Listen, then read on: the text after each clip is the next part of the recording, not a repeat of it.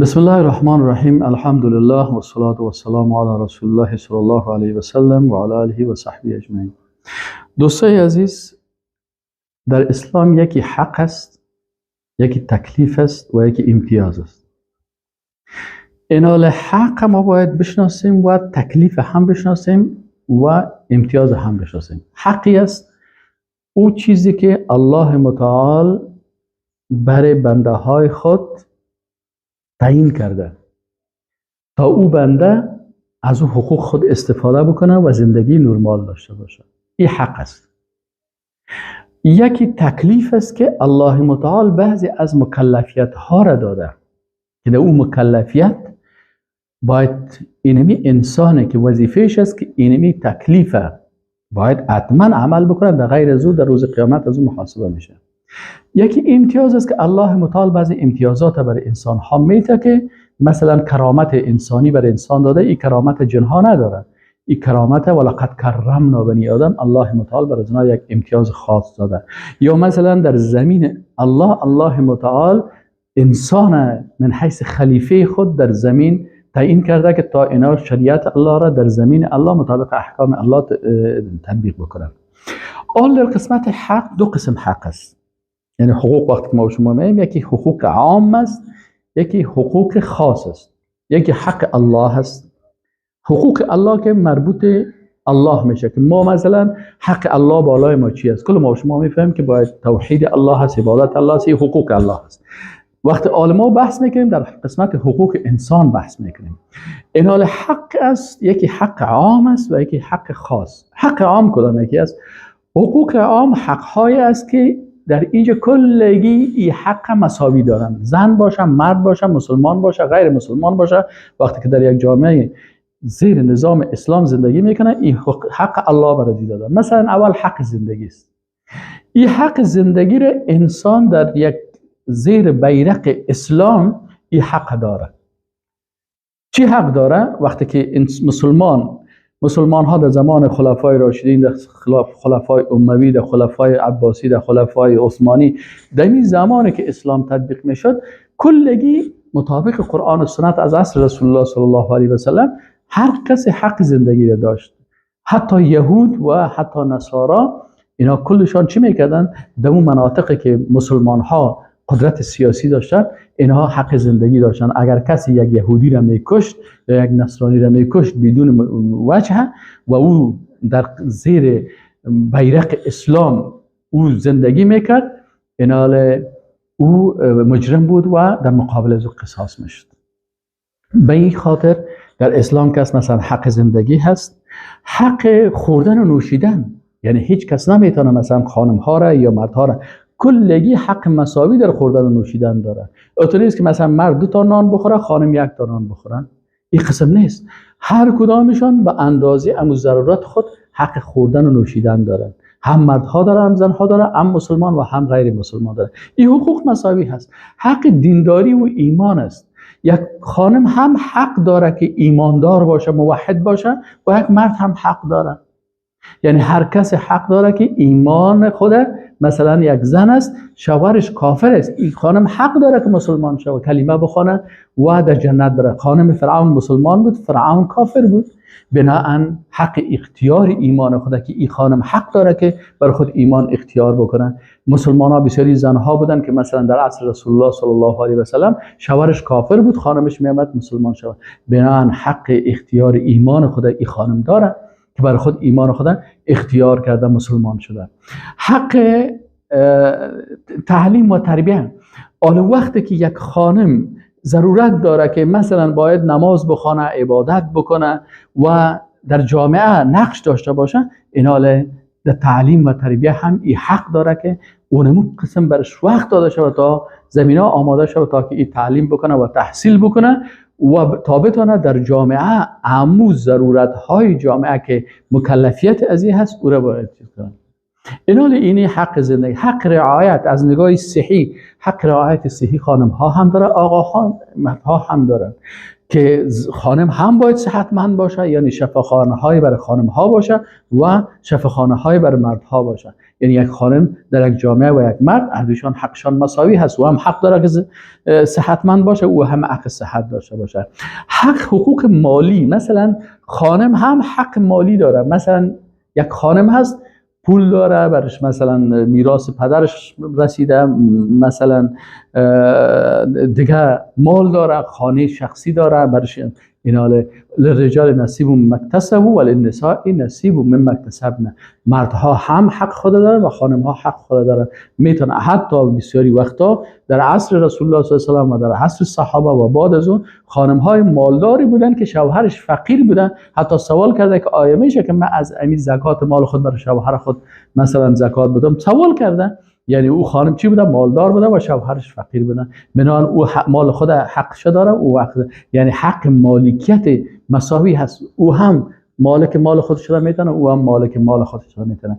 اینی حقوق هست که در اینجا که حق زندگی هست، حق مالکیت هست، حق تعلیم هست، حق مثلا صحت است، اینی حقوق رعایت است، اینی حق امنیت است. هم خانم حق داره که امنیتش باید از طرف نظامی که نظام اسلامی باشه گرفته شه و هم مرد، یعنی زن و مرد حق دارن که در آرامش و در امنیت زندگی بکنن. این حقوق است که عام است. اینجا برتریت بین خانم و بین زن و مرد نیست. مثلا زن هم نماز بخونه، حق داره نماز بخونه و مرد هم حق داره که نماز بخونه. خانم هم وقتی که بخواه که حج برای امکانات داشته باشه حقش است و مرد هم به این شکل. اینی حقوق عام است. یکی حقوق خاص است. حقوق خاص چی است؟ حقوق خاص حقوق است که این در مقابل چی داده میشه برای انسان و حق عام از کلگی مساوی هست. حقوق خاص مساوی نیست. چی معنی حقوق خاص؟ حقوق خاص که در مقابل یک چی داده میشه؟ در مقابل یک مکلفیت. مثلا ما وقتی در پوهنتون هستم استاد درس میتم و اونجا رئیس پوهنتون است. رئیس پوهنتون حق داره که موتر داشته باشه، موتر حکومتی داشته باشه و ما حق ندارم موتر حکومتی داشته باشم. اگه ما داشته باشیم عمله است که در اونجا مثلا یک سرویس از بین از 20 یا 30 یا 40 نفر استاد بالا میشن. اما رئیس پوهنتون موتر چی داره؟ موتر مخصوص داره، دریور هم داره که ایره مثلا تا خانهش میبره و میرسانه. آل حق رئیس پوهنتون چرا موتر داره و من ندارم؟ به خاطر از اینکه مکلفیت های از او و مسئولیت های از او زیاد است. بنابراین حق خاص در مقابل مسئولیت است. از هر کسی مسئولیتش زیاد بود حقش زیاد است، مسئولیتش کم بود حقش هم کم است. مثلا وقتی که یک نفر آمد پیش رسول الله صلی الله علیه و سلم گفت من برای کی زیاد نیکی بکنم؟ رسول الله صلی الله علیه و سلم گفت مادرت. گفت ثم من؟ بعد از او گفت مادرت. این دو حق. باز گفت کی؟ باز گفت مادرت. سه. پس اینجا بر مادر سه حق داده شد. باز چهارم مرتبه رسول الله صلی الله علیه و سلم گفت که پدرت. خب اینجا چرا برای مادر سه حق و برای پدر یک حق؟ چون مسئولیت مادر زیاد است، تکلیف مادر زیاد است، مشکلات مادر زیاد است، سختی های مادر زیاد است. اینا رو وقتی که برای مادر سه حق داده میشه و برای پدر یک حق داده میشه متوجه هستید؟ به خاطر از اینکه مادر مسئولیت زیاد است. بنابراین حقوق خاص، متوجه هستیم، حقوق خاص در مقابل چی داده میشه؟ در مقابل مسئولیت داده میشه. مثلا برای برادر اگر از پدرشان میراث مانده باشه، برای 3 لک مانده باشه، برای برادر 2 لک داده میشه، برای خواهرش 1 لک داده میشه. چرا برای برادر 2 لک داده میشه؟ برای چرا مکلفیات و مسئولیت های برادر زیاد است. بعد از مرگ پدر نفقه و کل جنجال خانه سر دختر است یا سر پسر است؟ سر پسر است. کل مکلفیت ها سر ازی است. حالا وقتی که ازدواج بکنن دختر مثلا 1 لک دیگه مهر میگیره، از 2 لک میشه. بچه 1 لک مهر میده، 1 لک دیگه شو مصرف میکنه. به این شکل اینال حقوق خاص که است در مقابل چی هست؟ در مقابل مسئولیت هست. هر کس که مسئولیتش بیشتر است از او حقش بیشتر است. دوم مثلا تکلیف است. تکلیف چی است؟ یکی تکالیف عام است. تکلیف عام است مثل آمنت بالله و ملائکته و کتبه، ایمان آوردن، عبادت الله، اطاعت از الله، نماز، روزه، حج، زکات، اینی مکلفیت ها کلگی در چی هستن؟ این تکالیف کلش مساوی هست. 2 رکعت سر خانم هم فرض صبح است، 2 رکعت سنت است، سر مرد هم است. 4 رکعت فرض، 4 رکعت سنت. مثلا 4 رکعت فرض پیشین، 4 رکعت سنت، 4 رکعت فرض، باز 2 رکعت. مردم، زنان. از اگر پول داشت، خانم هم داشت، مکلفیتش است که اگر توانایی داشت سرش حج فرض میشه و سر از اون روزه 1 ماه سر زنها هم فرض است، سر مردها هم فرض است. مثلا زکات، اگر خانم هم پول داشت زکات باید بده و مردم. این حقوق، این تکالیف عام است که سر کلگی هست. بنابراین خطاب قرآن برای کلشان است. در اینجا مساوی هستند. یکی تکالیف خاص است. تکالیف خاص چی است؟ به اندازه توانایی هست. مثلا وقتی که یک کس توانایی بیشتر داشت، مکلفیتش بیشتر است. حالا مثلا وقتی یک خانم عادت ماهوار می داشته باشه یا طفلک از این پیدا میشه، اینجا خانم همون وقت احساس ضعیفی میکنه. الله متعال گفته این وقت سر تو نماز فرض نیست، قرار بیخن نماز نمیخونه و در روز قیامت هم از پیشش پرسان نمیشه. چرا از این تکلیف معاف شد؟ از نماز تا معاف شد نماز فرض، به خاطر ازی که اینجا تکلیف چی شد؟ معاف شد به خاطر ازی که اینجا چیز زیاد است، تواناییش کم است، سرهزینه است. مثلا وقتی که اگر یک مرد به جماعت نره، مثلا به جماعت نره، این بالاخره مثلا دوامدار این در جمله منافقین داخل میشه. اما یک خانم وقتی که در خانه خود میخوانه، برش الله متعال اجر میده. بناء تکالیف خاص که سر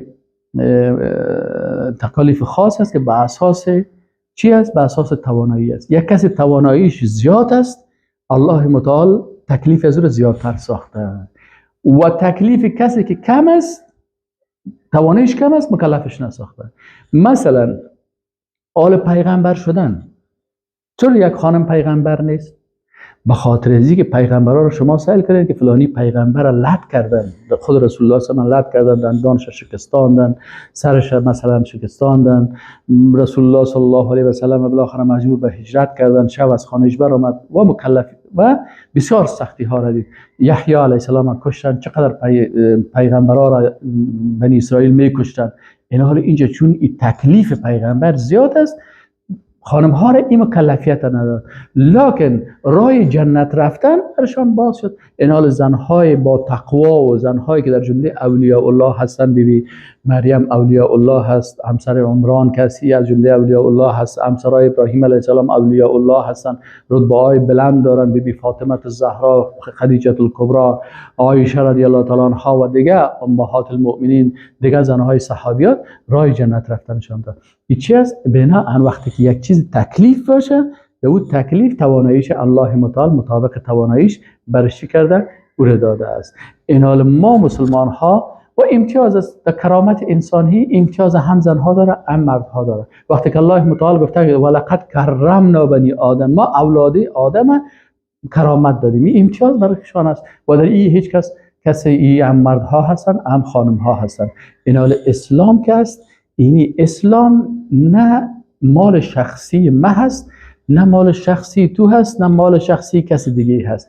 اسلام دین الله هست و رسول الله محمد صلی الله علیه و سلم است و اسلام آن چیزی هست که در قرآن و در سنت است و در اجماع امت اسلام هست و قیاسی که مجتهدین اسلام کردن در زمان رسول الله صلی الله علیه و سلم و صحابه و تابعین، در اینجا اسلام تطبیق شده. الیوم اکملت لکم دینکم، اینمی اسلام است. و ما وقتی که میایم درباره اسلام بحث میکنیم، باید قرآن عظیم الشان که چی است؟ قرآن عظیم الشان قانون اساسی اسلام است.